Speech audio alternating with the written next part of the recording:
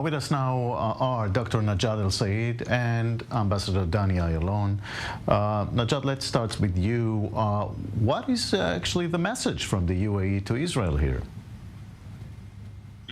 The message from the beginning was to maintain the relationship between both countries. Jacob, that when the whole Abraham Accords started, it didn't start to ignore the Palestinians. It is actually this Abraham Accord happened in order to be untraditional way of solving the Palestinian cause. So the Palestinian cause was the main reason of doing the Abraham Accords. It is the other way around. And instead of no normalization, without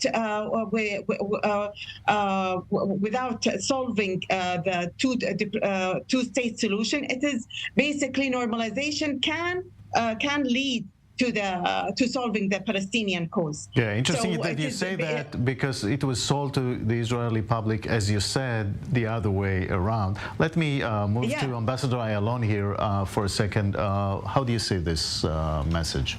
Well, first of all, we have to remember that what happened in Huwara sent really shockwaves throughout the Arab world. And to be truthful here, Yaakov, the Arabs are used to Arabs attacking other Arabs, but not to Israelis attack indiscriminately Arabs, civilians like that.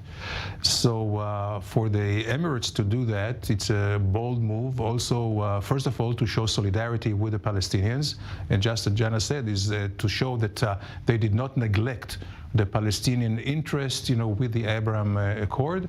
And also, I think it's a message to the Israeli government that quite honestly, they should have been the ones compensating for this, the looting and the burning and everything like else. So it is well received here by the Israeli population. And the hope is that the government will actually match up the money that came from the UAE. Najat, back to you. What's the long-term effect of things like that, what happened in Huwara? Well, the long-term effect that we hope that the government in Israel will change its attitude, that this kind of violence, this kind of attitude will be changed, because that will not solve anything in terms of violence, in terms of increasing of the settlements, all of that. And also, the main reason of the Abraham Accord was basically to create this kind of diplomatic channels. If there is something that bothers the government regarding any problem with the Palestinian side, well, why we created this Abraham Accord? In order to have any kind of miscommunication with the Abraham Accords countries. Okay, go and talk with the Abraham countries. Go and talk with the UAE. You won't find a better communicators than the Emiratis or the Bahrainis. So that's the main reason of making the Abraham Accords countries, in order to make this kind of strong communication between them, rather than going and stepping forward without negotiating with them. That's the main reason for that. But do you think that the Abraham Accords was basically to neglect the Palestinian cause? That wasn't the reason, and the message of this humanitarian aid is basically for that. Let me move to Ambassador Ayalon. We know a few kinds of peace agreements or peace realities between Israel and Arab countries. Is there any danger that this kind of peace, the Abraham Accords, will drift away to a more cooler peace, if you know what I mean? Well, I hope not. I hope not, because the interest of the two countries, and also the Gulf countries, whether it's the Emirates or the Bahrain and other nations, and Israel is too much. I would say bound together. So I hope that despite the displeasure of this government, by the way, the displeasure of this government is mostly felt here by the Israelis.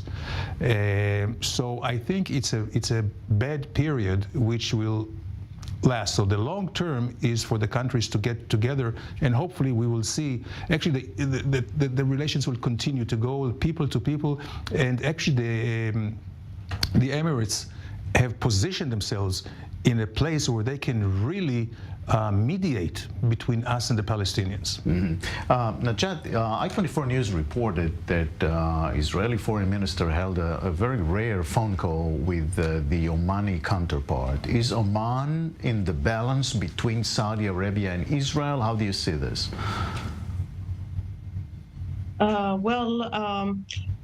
Yes, after let us not forget that Oman and Israel have the first Gulf countries, a Gulf country that made the connection with Israel since 2018. When late Sultan Qaboos was, was alive. And there was always this kind of relationship between Israel and Oman, but it was like in a subtle move. Whether there's going to be like a mediator between Saudi Arabia and Oman, we don't know, because Saudi Arabia is quite firm in its decision regarding any relationship with Israel. We have 30 seconds, Danny. It's a bit of a mystery, Oman, right? Oman is a mystery because, they had very good ties. Rabin visited there, a long time ago. And I suspect that they are too close to the Iranians. 40% of their populations are Shiites. So maybe they are taking their time a little bit more cautiously and maybe waiting for the nod from Saudi Arabia. Thank you very much for this, both of you.